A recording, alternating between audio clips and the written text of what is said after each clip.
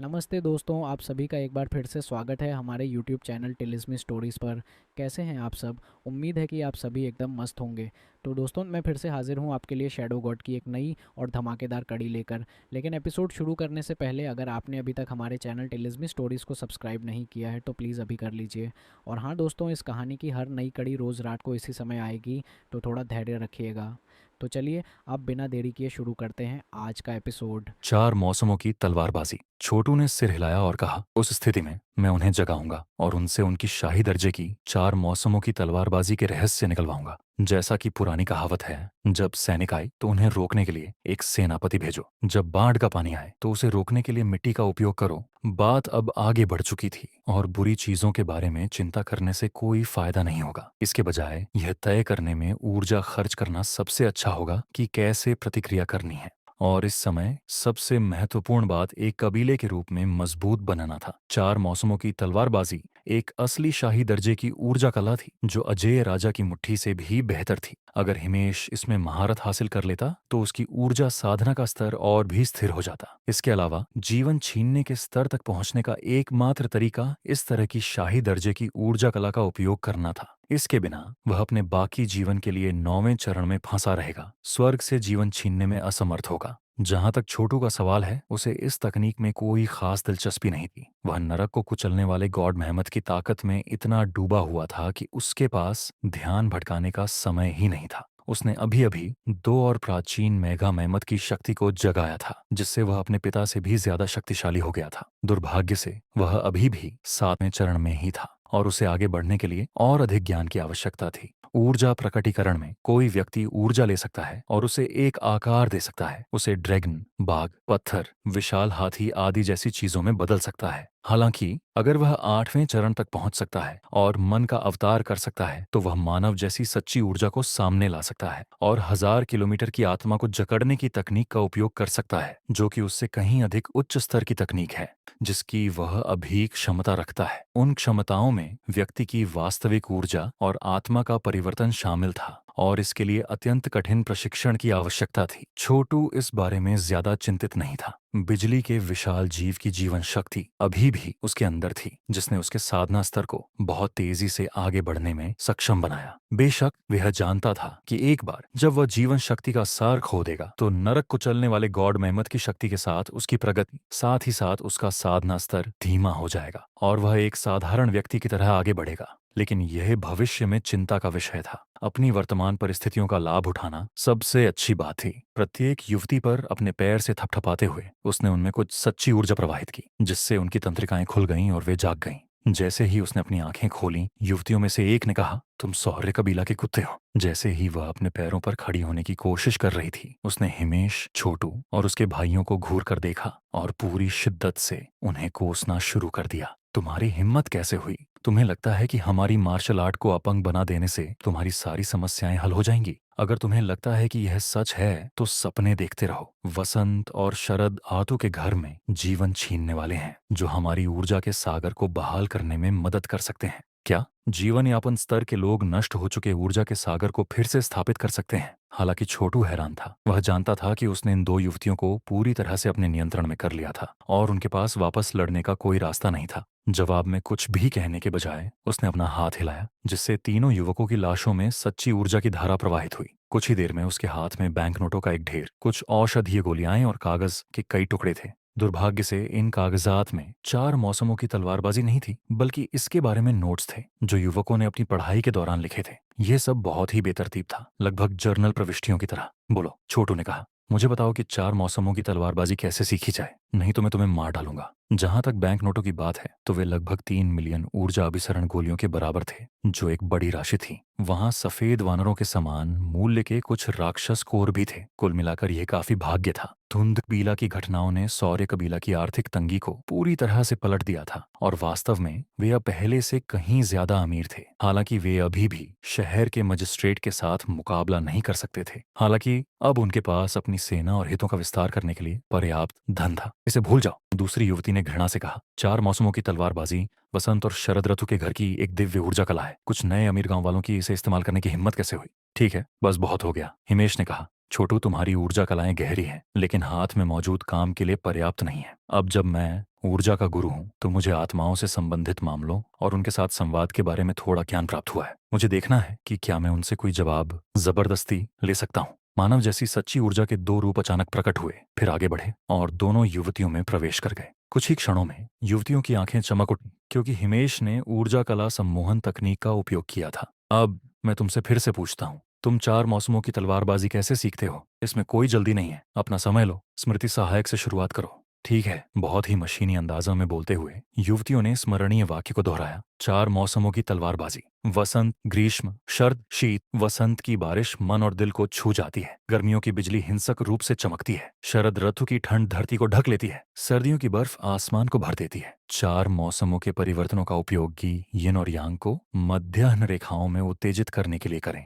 महत्वपूर्ण ऊर्जा लें और इसे आध्यात्मिक बीजों में बदल दें। उन्हें ऊर्जा के समुद्र में मिला दें। वसंत के संकेतों के प्रकट होने और सभी जीवित चीजों के खिलने का इंतजार करें। आध्यात्मिक बीज तब बढ़ेगा। छोटू, हिमेश, वंशक और दक्ष ने ध्यान से सुना जब साधना स्मृति को पूरे विस्तार से बताया गया। ये बात हिमेश के लिए विशेष रूप से सच थी, जो साधना तकनीकों का सच्चा पारखी था। जैसे ही उसने शाही दर्जे की ऊर्जा कला की स्मृति चिन्ह सुनी, उसकी असली ऊर्जा उमड़ पड़ी और उसके चेहरे पर आत्मज्ञान की अभिव्यक्ति चमकने लगी। जहां तक छोटू का सवाल है, उसे भी जानकारी से लाभ हुआ, जिससे उसे 8वें चरण तक पहुंचने में और भी अधिक विश्वास हो गया। सिटी मजिस्ट्रेट के भवन में विश्भानु उत्सुकता से अपने अधीनस्थों के साथ चर्चा कर रहे थे। दो प्रमुख कुलों के बीच बड़ा संघर्ष छिड़ गया था और नगर मजिस्ट्रेट के रूप में वह चुपचाप नहीं बैठ सकते थे। उनका दायित्व था कि वे हस्तक्षेप करने और मतभेदों को सुलझाने का प्रयास करें। और अभी वह लड़ाई शुरू होने और लोगों के हताहत होने का इंतजार कर रहा था। एक क्रूर भाव धीरे धीरे उसके चेहरे पर छा रहा था।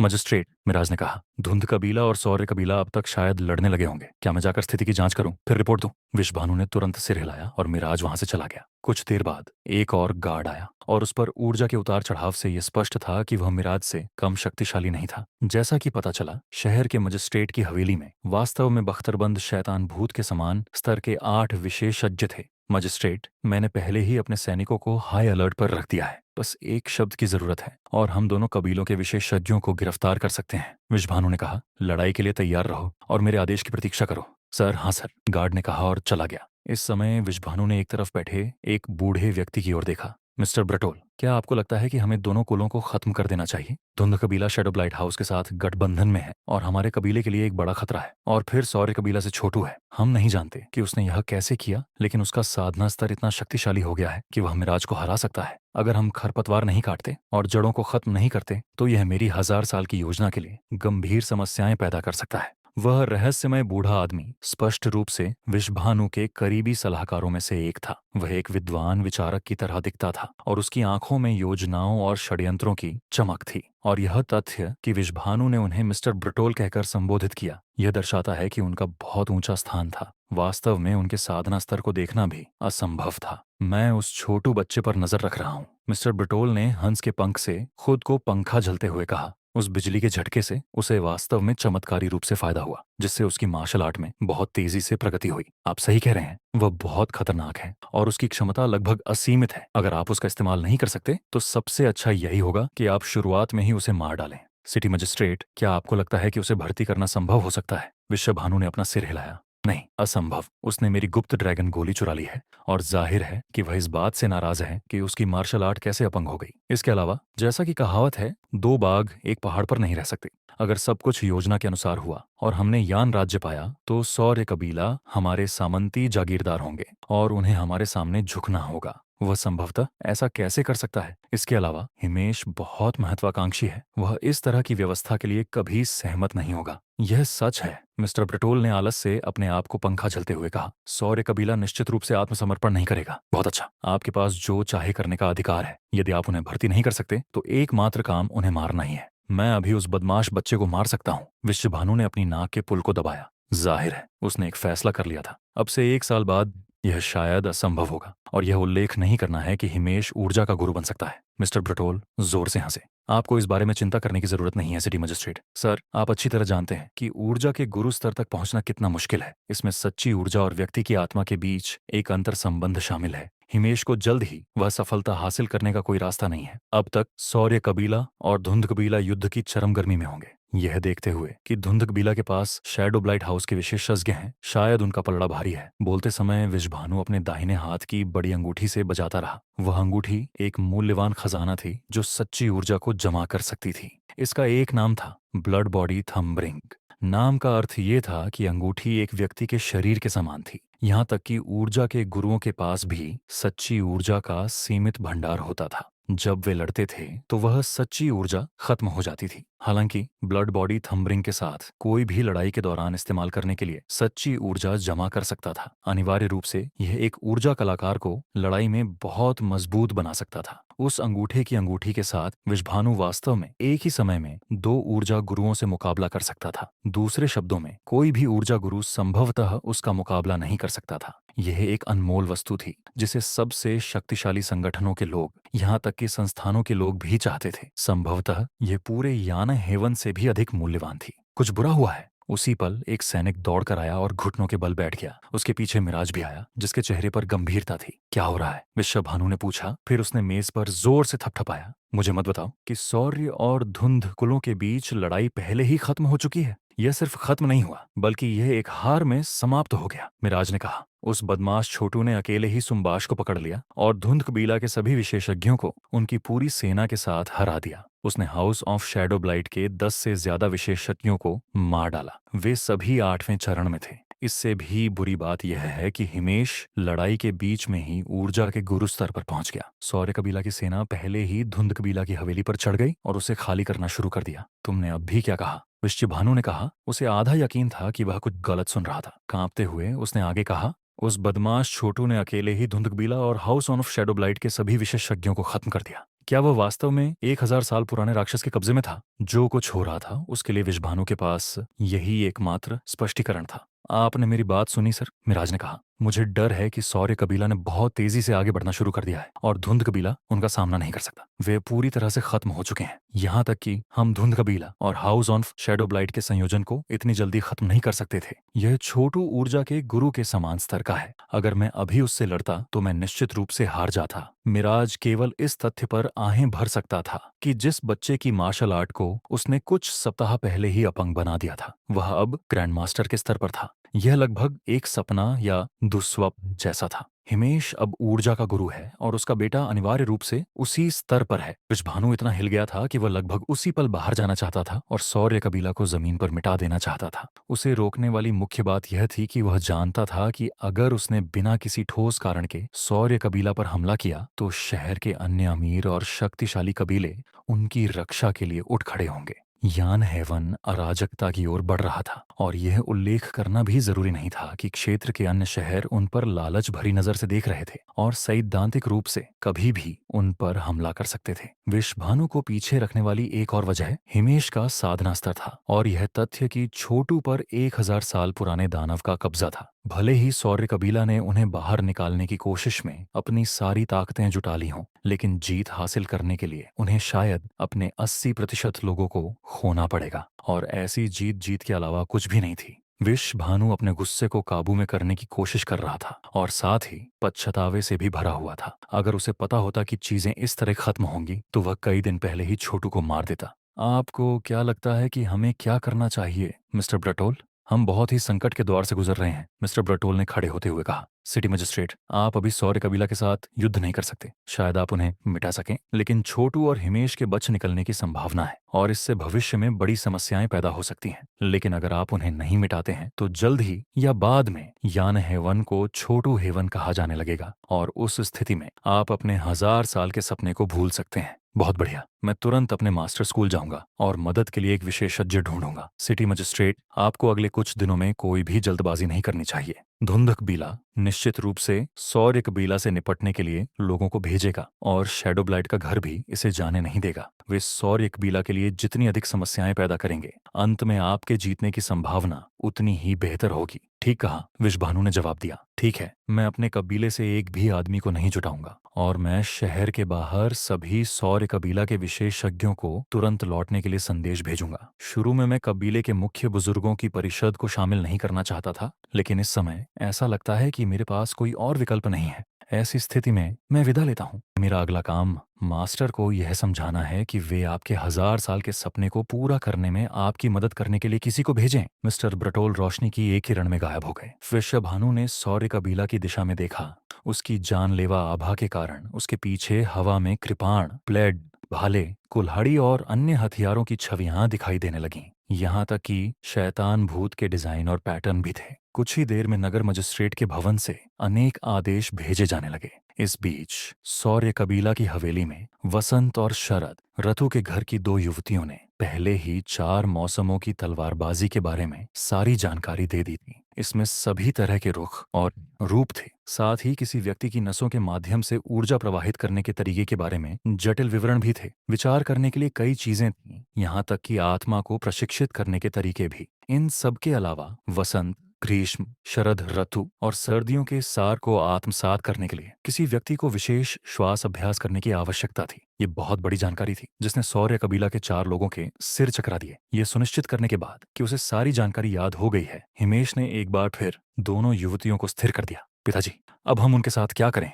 वंशक ने तुरंत सबसे महत्वपूर्ण मुद्दे पर बात करते हुए कहा। अगर हम उन्हें जीवित छोड़ देते हैं तो इससे बड़ी आपदा हो सकती है। जाहिर है उसने सोचा कि उन्हें मार डालना ही बेहतर होगा। अभी उन्हें कैद कर लो, छोटू ने कहा। उन्हें सिर्फ मार देना उचित नहीं होगा। इसके अलावा वे हमें वसंत और शरद ऋतु के घर के बारे में ज्यादा जानकारी दे सकते हैं और उनकी मार्शल आर्ट कमजोर हो जाने के कारण वे ज्यादा समस्याएं पैदा नहीं कर पाएंगे। ठीक है तीसरे भाई, वंशक ने सिर हिलाते हुए कहा। आपने स्पष्ट रूप से सभी बातों पर विचार कर लिया है। इस समय सब कुछ छोटू के इर्द गिर्द ही घूम रहा था। यहाँ तक कि हिमेश को भी लग रहा था कि उसका बेटा जल्द ही हर तरह से उससे आगे निकल जाएगा। हिमेश दोनों महिलाओं को कबीले की कालकोठरी में ले गया, फिर वापस लौटा। चमकती आंखों से उसने कहा, छोटू, जब तुम पर बिजली गिरी तो तुम्हारे साथ क्या हुआ था? ऐसा कोई तरीका नहीं है कि थोड़ी सी शारीरिक तड़का लगाने से तुम अपने वर्तमान स्तर पर पहुंच सकती हो। छोटू ने जवाब देने से पहले काफी समय लिया। पिताजी, इस बारे में बात करना थोड़ा शर्मनाक है। मैं बाद में सब कुछ बता दूंगी, लेकिन मेरे पास बहुत सारे रहस्य हैं और मैं कबीले को नुकसान में नहीं डालना चाहती। मुझे उम्मीद है कि आप समझ सकते हैं।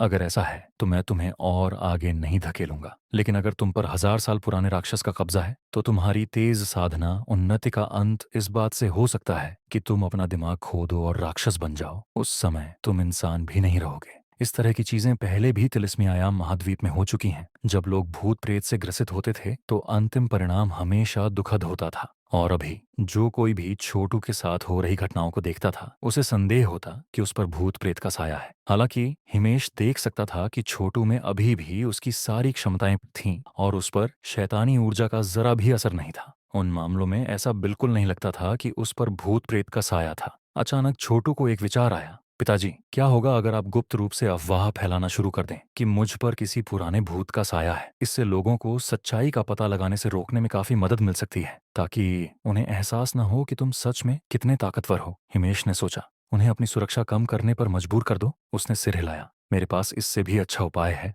मैं दुष्ट राक्षसों को दबाने के लिए बनाई गई कुछ औषधीय गोलियां खरीदने के बारे में बड़ा दिखावा करूंगा, फिर दूसरों को अफवाहें फैलाने दो। बिल्कुल सही, छोटू ने कहा। एक और फायदा यह है कि जो लोग मेरे खिलाफ हैं वे तब तक इंतजार करने को तैयार होंगे जब तक कि कथित दानव मुझ पर नियंत्रण करने की कोशिश न करे। उसके बाद ही वे कोई कदम उठाएंगे। उन्हें यह नहीं पता कि जितना ज्यादा वे इंतजार करेंगे मेरा साधना स्तर उतना ही ऊंचा होता जाएगा। एक बार जब मैं 8वें चरण में पहुंच जाऊंगा तो ऊर्जा का गुरु भी मेरे लिए खतरा नहीं रहेगा। पिताजी, वंशक ने कहा, हमें तैयार रहने की जरूरत है। धुंध कबीला के मुख्य बुजुर्गों की परिषद के आने में बस कुछ ही दिन बाकी हैं। साथ ही उनकी सहायक शाखाएं भी। शायद आपको हमारे मुख्य बुजुर्गों की परिषद को एक संदेश भेजना चाहिए और उन्हें स्थिति को संभालने के लिए कहना चाहिए। कोई जरूरत नहीं है, छोटू ने कहा। मुख्य बुजुर्ग अपनी साधना में कड़ी मेहनत कर रहे हैं, इसलिए हमें उन्हें परेशान नहीं करना चाहिए। हमें आने वाली कठिनाइयों को संभालने में सक्षम होना चाहिए। धुंध कबीला के मुख्य बुजुर्गों में सबसे मजबूत एकमात्र ऊर्जा का स्वामी है। मैं उन्हें शहर की ओर जाते समय रोक लूंगा, कुछ को मार दूंगा और उनकी गति को धीमा कर दूंगा। इससे हमारी सबसे बड़ी समस्या हल हो जाएगी। तुम ऐसा कर सकते हो, हिमेश ने कहा। बहुत बढ़िया। धुंध कबीला के जितने भी विशेषज्ञ हो सकते हो उन्हें मार डालो, शहर के बाहर, जहां किसी को पता नहीं चलेगा कि क्या हुआ। अब तक जान कबीला को पता चल गया होगा कि हमने धुंध कबीला को खत्म कर दिया है और शायद वे कोई कदम उठाने के बारे में सोच रहे होंगे, लेकिन खुद के लिए समस्याएं खड़ी होने के डर से पीछे हट रहे होंगे। मैं अच्छी तरह जानता हूं कि विश्वभानु किस तरह का व्यक्ति है। वह शायद हमसे निपटने में मदद करने के लिए कुछ शीर्ष विशेषज्ञों की भर्ती कर रहा है और धुंध कबीला के साथ फिर से लड़ाई शुरू होने तक इंतजार कर रहा है। अगर हम धुंध कबीला के विशेषज्ञों के खतरे को यहाँ आने से पहले बेअसर कर सकते हैं तो यान कबीला भ्रमित हो जाएगा और हम निश्चित रूप से जीत हासिल करने में सक्षम होंगे। पिताजी, मुझे तीसरे भाई की इसमें मदद करने की अनुमति दीजिए, वंशक ने कहा। छोटू ने हाथ हिलाकर मना कर दिया। कोई जरूरत नहीं है पिताजी, आप यहीं हवेली में रहें। अभी यहीं सबसे सुरक्षित जगह है। मैं धुंध कबीला के विशेषज्ञों पर घात लगाने जा रहा हूँ। इससे न केवल मेरी साधना और बढ़ेगी बल्कि ये भी सुनिश्चित होगा कि हमारा सौर्य कबीला सबसे सुरक्षित स्थिति में है। जब ऊर्जा का गुरु पहरा दे रहा हो तो कौन अचानक हमला करने की हिम्मत करेगा? यहाँ तक कि विश्वभानु भी हमारे घरेलू मैदान पर हमला करने से पहले हिचकिचाएगा। हिमेश ने आह भरी। तुम बिल्कुल सही कह रहे हो। कितना अद्भुत बेटा है। क्या तुम ये सब देख सकती हो सिल्वर सूरा? जल्द ही तुम्हारा बेटा मुझसे आगे निकल जाएगा। सिल्वर सूरा छोटू की माँ थी जो उसके जन्म के तुरंत बाद ही चली गई थी। वह मरी नहीं थी बल्कि माना जाता है कि वह अपनी साधना पर काम करने के लिए चली गई थी। वह एक अजीब महिला थी जो हिमेश से सिर्फ 1 साल तक विवाहित रही। उसने छोटू को जन्म दिया और फिर गायब हो गई। वंशक और दक्ष असल में छोटू के सौतेले भाई थे जिनकी माँ हिमेश की पिछली पत्नी थी। सौतेले भाई होने के बावजूद वे सभी एक दूसरे के बहुत करीब थे और उनके बीच कभी कोई मनमुटाव नहीं हुआ। अपनी माँ का नाम सुनकर छोटू घबरा गया और बोला, पिताजी, माँ के साथ सच में क्या हुआ था? वो अब कहाँ है? मैंने तो उन्हें कभी देखा भी नहीं है। जब मैं छोटा था तो आप हमेशा कहते थे कि जब मेरा साधना स्तर काफी ऊंचा हो जाएगा तो आप मुझे बताएंगे। अब मैं लगभग ऊर्जा का गुरु बन चुका हूँ। क्या आपको नहीं लगता कि अब समय आ गया है? छोटू हमेशा अपनी माँ के बारे में सोचता रहता था जो बचपन से ही उसके लिए एक रहस्य बनी हुई थी। तुम्हारी माँ। हिमेश के चेहरे पर दर्द का भाव देखा जा सकता था। वह एक बहुत बड़े रहस्य में लिपटी हुई। सच तो यह है कि हम सिर्फ 1 साल तक ही साथ रहने के लिए किस्मत में थे और उस दौरान मैंने कभी भी उनसे जानकारी के लिए जोर नहीं डाला। मैं किसी भी ऐसे रहस्य से अवगत नहीं होना चाहता था जो हमारे कबीले के लिए मुसीबत ला सकता हो। हालांकि तुम्हारी माँ एक बहुत ही महत्वपूर्ण व्यक्ति है। क्या ख्याल है, जब तुम ऊर्जा कला स्तर से आगे बढ़कर जीवन छीनने के स्तर में पहुंचोगे तो मैं तुम्हें वह सब कुछ बता दूंगा जो मुझे पता है। ठीक है, छोटू ने कहा। आह भरते हुए उसने आगे कहा, यदि आप इसके बारे में बात करने में इतने अनिच्छुक हैं तो ये कुछ बहुत महत्वपूर्ण बात होगी। मैं अपनी साधना के स्तर को और अधिक बढ़ाने के लिए जितना हो सके उतना कठिन परिश्रम करूंगा। पिताजी, वंशक ने कहा, क्या आप लक्ष्य को थोड़ा ज्यादा ऊंचा नहीं रख रहे हैं? तिलिस्मी आयाम महाद्वीप में ऊर्जा के स्वामी असामान्य नहीं है, लेकिन हम लगभग कभी भी जीवन रक्षकों को नहीं देखते। हिमेश ने व्यंग्यात्मक ढंग से मुस्कुराते हुए कहा, ऐसा इसलिए है क्योंकि जीवन रक्षक के लिए हम में से बाकी लोग कीड़ों की तरह हैं, यहाँ तक कि ऊर्जा के स्वामी भी। और जीवन में कुछ ऐसी चीजें हैं जिनके बारे में कीड़ों को पता होना खतरनाक हो सकता है। छोटू ने सिर हिलाया। ठीक है पिताजी, खैर मैं धुंधक बीला के विशेषज्ञों की देखभाल करने के लिए बाहर जा रहा हूँ। ये कहकर वह जाने के लिए मुड़ा। रुको, हिमेश ने कहा, तुम्हारे पास अभी भी कुछ समय है। जाने से पहले क्यों ना हम चिलियो कौसम दर्पण आजमाएं। छोटू ने चिलियो कौसम दर्पण निकाला जो उसने धुंधक बीला से प्राप्त किया था, जिसके बारे में हाउस ऑफ स्प्रिंग एंड ऑन्टम के शिष्यों ने कहा था कि यह 9 स्वर्गों के गॉड जेड से बना है। छोटू को अभी भी ठीक से पता नहीं था कि दर्पण क्या करता है। अपना हाथ हिलाते हुए उसने दर्पण को हिमेश की ओर उड़ा दिया जिसने उसे पकड़ लिया। बेशक यह देखते हुए कि हिमेश कई सालों से धुंधक बीला के साथ विवाद में था, यह स्वाभाविक ही था कि वह जानता था कि यह भयानक वस्तु क्या कर सकती है। क्या अद्भुत दर्पण है, वह बुदबुदाया। इसकी सतह को रगड़ते हुए उसने इसमें थोड़ी सच्ची ऊर्जा भेजी। जब उसने ऐसा किया तो मौसम के परिवर्तन दिखाई दिए, जैसे वसंत की बारिश, गर्मियों में बिजली, शरद ऋतु में ठंड और सर्दियों में बर्फ। वहां एक पुरुष आकृति भी थी जो तलवार के रूपों का अभ्यास कर रही थी। जाहिर है यह 4 मौसमों की तलवारबाजी थी और वह आदमी हिमेश था। जैसे ही हिमेश वहां खड़ा हुआ ऐसा लग रहा था जैसे वह किसी समाधि में डूब गया हो और उसकी आत्मा को 4 मौसमों की तलवारबाजी का अभ्यास करने के लिए दर्पण में खींच लिया गया हो। कुछ समय बीतने के बाद उसकी आंखें फड़कने लगीं और उसने अपनी असली ऊर्जा वापस ले ली। तुरंत दर्पण में दिखाई देने वाली छवियां गायब हो गईं। अविश्वसनीय। दर्पण में कुछ सच्ची ऊर्जा भेजो और तुम अंदर कृत्रिम साधना का अभ्यास कर सकते हो। तुम सभी प्रकार की ऊर्जा परिसंचरण तकनीकों को आजमा सकते हो और साधना विचलन का अनुभव करने के बारे में चिंता नहीं कर सकते। छोटू को धीरे धीरे समझ में आने लगा कि चिलियो कौसम दर्पण क्या कर सकता है। कोई व्यक्ति दर्पण में सच्ची ऊर्जा भेज सकता है और फिर नकली रूप में ऊर्जा कला विकसित कर सकता है। हालांकि यह केवल एक भ्रम था, फिर भी यह बहुत ही कीमती अनुभव दे सकता था। सच में ऊर्जा कलाओं की साधना करते समय व्यक्ति को हमेशा अपनी ऊर्जा को गलत तरीके से चलाने और साधना में भटकने का खतरा रहता है, और अगर ऊर्जा में खिंचाव आता है तो सैद्धांतिक रूप से व्यक्ति फट सकता है। दर्पण की नकली दुनिया में साधना का अभ्यास करना ज्यादा सुरक्षित था। असली जीवन के प्रशिक्षण में शामिल होने से पहले व्यक्ति अपनी ऊर्जा को नसों के माध्यम से ठीक से चलाने के तरीके से पूरी तरह परिचित हो सकता था। इससे भी बेहतर यह है कि चिलियोकोसम दर्पण हर व्यक्ति की वर्तमान स्थिति के अनुसार बदल जाएगा और उसके मार्शल आर्ट में गलतियों को सुधारने में मदद करेगा।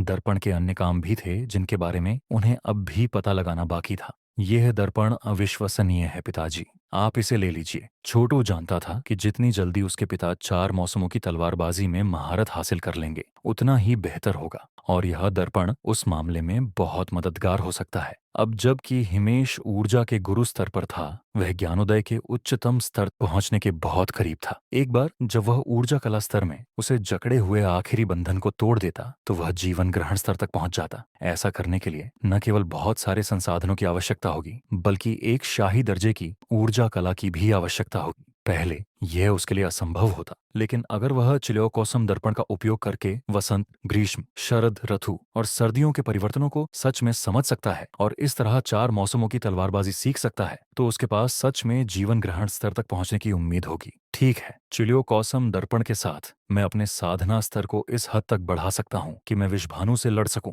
वह निश्चित रूप से यान हेवन द्वारा नियंत्रित क्षेत्र को एक करने की योजना बना रहा है और फिर आधिकारिक तौर पर इसे यान का राज्य घोषित करेगा, और सौर्य कबीला ऐसा करने में उसकी सबसे बड़ी बाधा होगी। अंत में छोटू, हमारी सारी उम्मीदें तुम पर टिकी हैं। पिताजी, मैं कबीले को कोई नुकसान नहीं होने दूंगा, चिंता मत करो। मुझे पूरा भरोसा है कि मैं धुंध कबीला के मुख्य बुजुर्गों पर घात लगा सकता हूँ। तुम्हारे जानने से पहले ही मैं सुरक्षित वापस आ जाऊंगा। ये कहते हुए वह मुड़ा और हरकत में आया। पलक झपकते ही गायब हो गया। वंशक ने गहरी सांस ली। तीसरे भाई का साधना स्तर लगातार बढ़ता जा रहा है। ये संभावना बढ़ती जा रही है कि वह जीवन ग्रहण स्तर तक पहुंच जाएगा। अगर सौर्य कबीला के पास सच में जीवन ग्रहण करता हो तो ये कैसा होगा, ये कितना शानदार होगा। हिमेश ने सिर हिलाया। जीवन ग्रहण करता 4 या 500 साल तक जीवित रह सकते हैं और विशाल कुलों को गौरव की ऊंचाइयों तक ले जाने के लिए पर्याप्त शक्तिशाली होते हैं। हालांकि मैं अभी भी छोटू की सुरक्षा के बारे में चिंतित हूँ। क्या होगा अगर उसकी अविश्वसनीय प्रगति का मतलब है कि वह भविष्य में एक बड़ी साधना बाधा का सामना करेगा? दक्ष ने ज्यादा हल्के फुल्के अंदाज में कहा।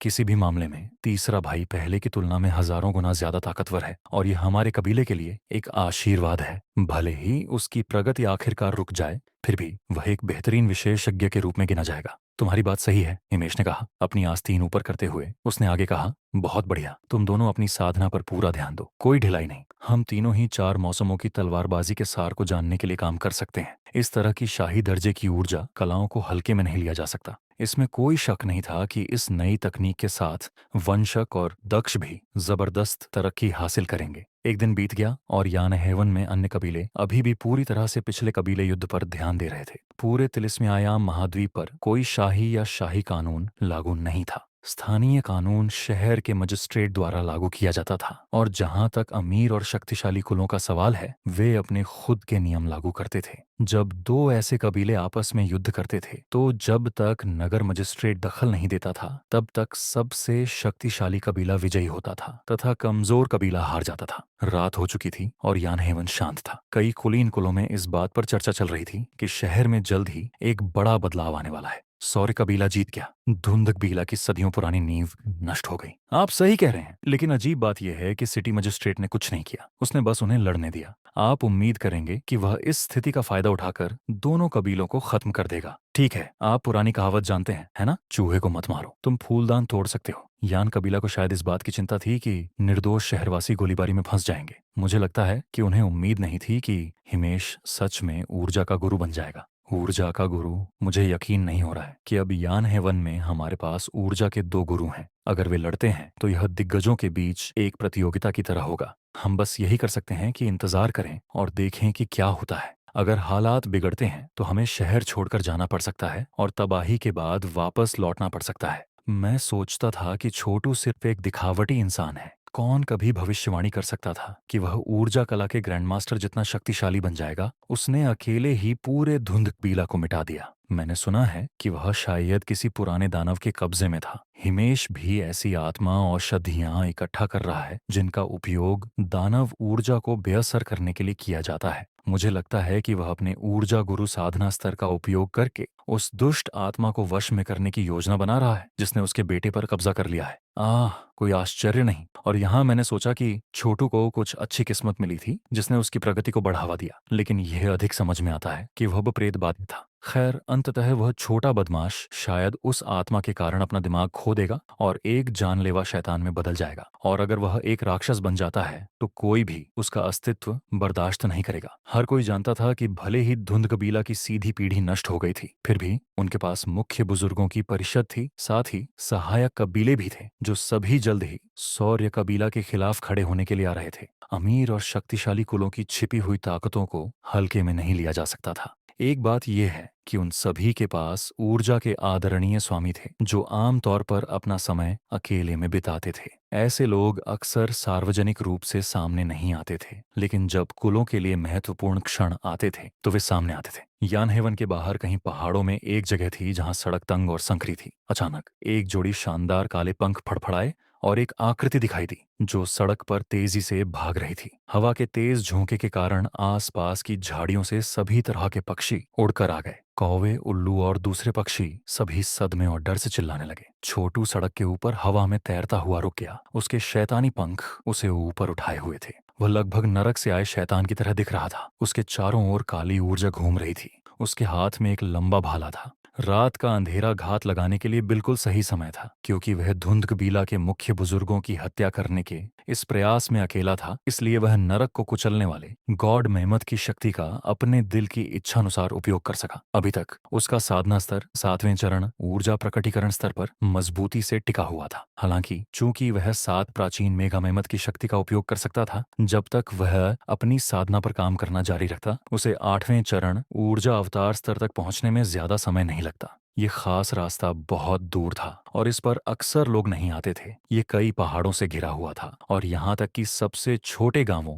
या बस्तियों से भी दूर था। इस खास चांदनी रात में हवा घाटियों से होकर गुजर रही थी, जिससे पूरी जगह खास तौर पर भयावह लग रही थी। छोटू सड़क पर उतर गया, जहां वह बिना हिले डुले खड़ा रहा। सड़क की ओर ऐसे देख रहा था जैसे वह किसी चीज या व्यक्ति का इंतजार कर रहा हो। आखिरकार धुंध कबीला की सेनाओं को यानहेवन तक पहुंचने के लिए इस क्षेत्र से गुजरना पड़ा। धुंध कबीला और सौर्य कबीला के बीच कई सालों से मतभेद थे और उन्होंने लंबे समय से एक दूसरे के बारे में विस्तृत खुफिया रिपोर्टें तैयार की थीं। वास्तव में दोनों पक्षों को ठीक से पता था कि दूसरे के मुख्य बुजुर्गों की परिषद हाँ स्थित है। जहां तक धुंध कबीला के प्रमुख बुजुर्गों की परिषद का सवाल है, वे आमतौर पर माउंट ग्रीन नामक स्थान पर रहते थे। माउंट ग्रीन को याने हेवन से जोड़ने वाला यह मार्ग इतना खतरनाक था कि ऊर्जा के महारथी भी इस पर अत्यंत सावधानी से चलते थे। आखिरकार हर कोई छोटू की तरह नहीं था, जिसके पास शैतानी पंख थे जिससे उसके लिए बिना आराम किए सैकड़ों किलोमीटर तक उड़ना आसान था। अधिकांश ऊर्जा मास्टर्स उड़ सकते थे, लेकिन वे केवल कुछ दर्जन किलोमीटर तक ही उड़ सकते थे। उसके बाद उन्हें जमीन पर उतरना पड़ता था और कुछ समय के लिए पैदल चलना पड़ता था। यहाँ तक कि खराब लैंडिंग के कारण मौत भी हो सकती थी। इसी कारण से धुंध कबीला के विशेषज्ञ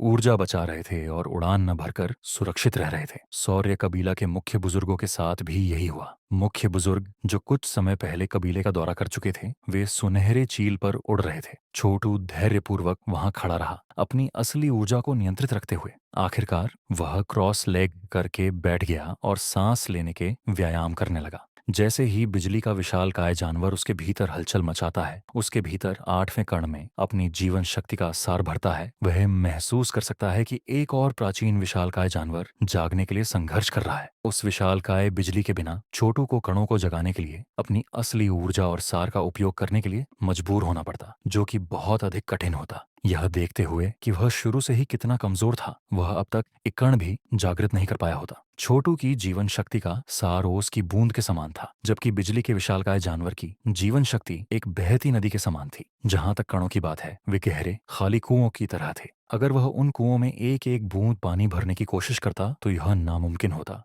यही कारण है कि ज्यादातर लोग नरक को कुचलने वाले गॉड मेहमत की शक्ति की साधना में कभी ज्यादा तरक्की नहीं कर पाए। जो लोग साधना के स्तरों पर आगे बढ़े, वे बहुत धीमी गति से आगे बढ़े। इससे यह देखा जा सकता है कि यह तकनीक कितनी कठिन थी। ऐसी ईश्वर जैसी साधना पद्धति मनुष्यों के लिए कैसे उपयोगी हो सकती है। दरअसल छोटू को इस बात की बहुत चिंता होने लगी थी कि जब बिजली के विशाल जीव का सार तत्व खत्म हो जाएगा तो क्या होगा। वह अपनी साधना को कैसे आगे बढ़ाएगा। क्या वह खुद ही आगे बढ़ सकता है या फिर उसे कहीं से जीवन शक्ति का सार तत्व चुराना होगा, लेकिन कैसे। बेशक नरक को कुचलने वाले गॉड महम्मद की शक्ति के बारे में जो कुछ भी वह जानता था, उसके आधार पर उसे समझ में आया कि एक निश्चित बिंदु के बाद उसकी असली ऊर्जा बदल जाएगी।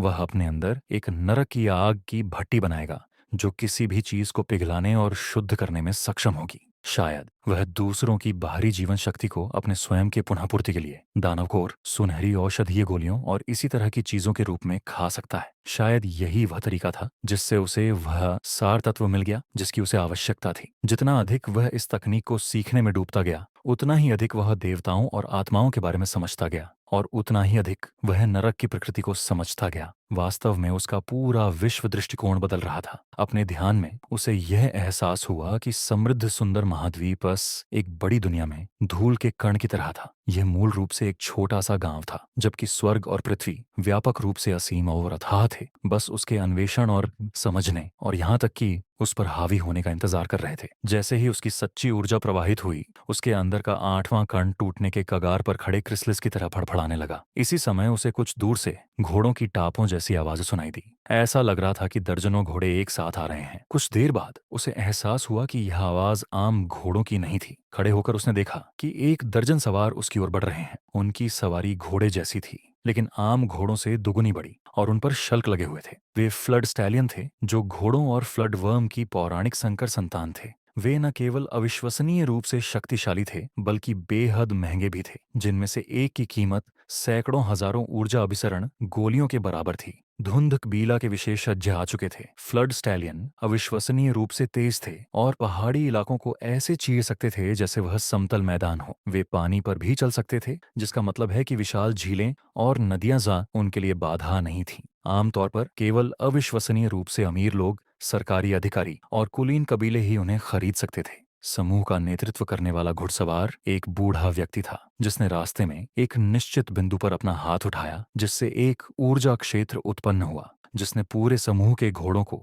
वहीं रुकने पर मजबूर कर दिया। वह बूढ़ा आदमी धुंधकबीला के मुख्य बुजुर्गों का नेता था और उसके पास अविश्वसनीय रूप से गहरा साधना स्तर था। अपने बाढ़ के घोड़े की लगाम को खींचते हुए उसने छोटू की ओर देखा। उसकी निगाहें बाघ की तरह भयंकर थीं। रात के अंधेरे में भी उसकी आंखें चमक रही थीं। छोटू को महसूस हो गया कि उस आदमी की निगाहें उसकी आत्मा पर टिकी हुई हैं। अगर उसने अब भागने की कोशिश की तो वह आदमी उसे जहां भी जाएगा ढूंढ लेगा। उन्होंने स्पष्टतः 1000 किलोमीटर आत्मा लॉकिंग तकनीक को समझ लिया था। उसकी आंखों में कुछ शैतानी शक्ति भी थी जो छोटू की आत्मा को झकझोर रही थी, जिससे वह सो जाना चाहता था। जाहिर है बूढ़ा आदमी सम्मोहन करने में भी सक्षम था, जो एक ऐसी ऊर्जा कला थी जो 8वें चरण से कहीं आगे थी। वह 9वें चरण में थे, जिससे वह ऊर्जा के मास्टर बन गए। यह धुंधकबीला की पुरानी पीढ़ी का एकमात्र सदस्य था जो ऊर्जा का मास्टर था, आदरणीय बुजमूश। वह 60 साल से मशहूर था और उसे 100 भुजाओं वाला राक्षस भी कहा जाता था। उसके उपनाम का मतलब था कि उसकी ऊर्जा कलाएं दानव जैसी थीं। वह अमानवीय रूप से तेज था और पलक झपकते ही 100 हमले कर सकता था, जो उसके निशाने पर आए किसी भी व्यक्ति को नष्ट करने के लिए काफी थे। वह कई वर्षों से एकांतवास में था, क्योंकि वह जीवन यापन के स्तर को पार करने का प्रयास कर रहा था। ऊर्जा के गुरु आमतौर पर 150 से 200 साल तक जीवित रह सकते हैं, और बुजमूश पहले से ही 100 से अधिक वर्षों तक जीवित रह चुके थे। उनका समय पहले से ही समाप्त होने लगा था। उनका शरीर क्षीण होने लगा था और उनका सार समाप्त होने लगा था। जब तक वह सफलता प्राप्त नहीं कर लेता, तब तक उसके मार्ग के अंत में केवल मृत्यु ही मौजूद थी। लेकिन अब धुंध कबीला का सफाया हो चुका था और उसे लूट लिया गया था, जिससे उसके पास सौर्य कबीला से निपटने के अलावा कोई विकल्प नहीं बचा था। जैसे ही 100 भुजाओं वाले राक्षस बुजमूश ने छोटू के साधना स्तर का आकलन किया, वह देख सकता था कि वह 7वें चरण में था। तुम कौन हो? तुम मेरे रास्ते को रोकने की हिम्मत कैसे कर सकते हो? तुम 7वें चरण के बच्चे। ऊर्जा का एक मास्टर ऊर्जा प्रकटीकरण स्तर के किसी व्यक्ति से 2 स्तर ऊपर था, जिसमें वास्तविक ऊर्जा का स्तर इतना ऊंचा था कि एक स्वर्ग जैसा था और दूसरा पृथ्वी जैसा। हालांकि छोटू की वास्तविक ऊर्जा जोरदार थी, लेकिन स्तर के मामले में वह बस मेल नहीं खाता था। वह मानव जैसी सच्ची ऊर्जा भी नहीं बना सकता था। 1000 किलोमीटर की आत्मा लॉकिंग करने के बारे में सोचना तो दूर की बात है।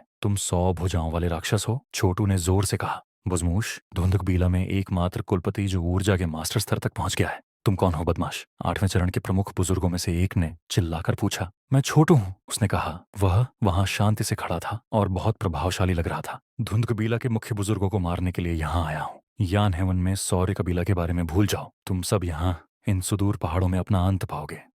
दोस्तों आज का एपिसोड यहीं तक। उम्मीद है आपको मज़ा आया होगा। अगर हाँ तो वीडियो को लाइक करें, कमेंट में बताएं आपको सबसे ज़्यादा कौन सा मोड पसंद आया, और चैनल टिलिस्मी स्टोरीज़ को सब्सक्राइब करना मत भूलिए। हर रात इसी समय मिलता रहूँगा एक नई रहस्यमयी थ्रिल से भरी कहानी के साथ। तब तक के लिए अपना ख्याल रखिए और याद रखिए, कहानी वही होती है जो आपको अंदर तक छू जाए। मैं मिलूँगा आपको अगली कड़ी में। तब तक के लिए अलविदा, और बने रहिए टिलिस्मी स्टोरीज़ के साथ।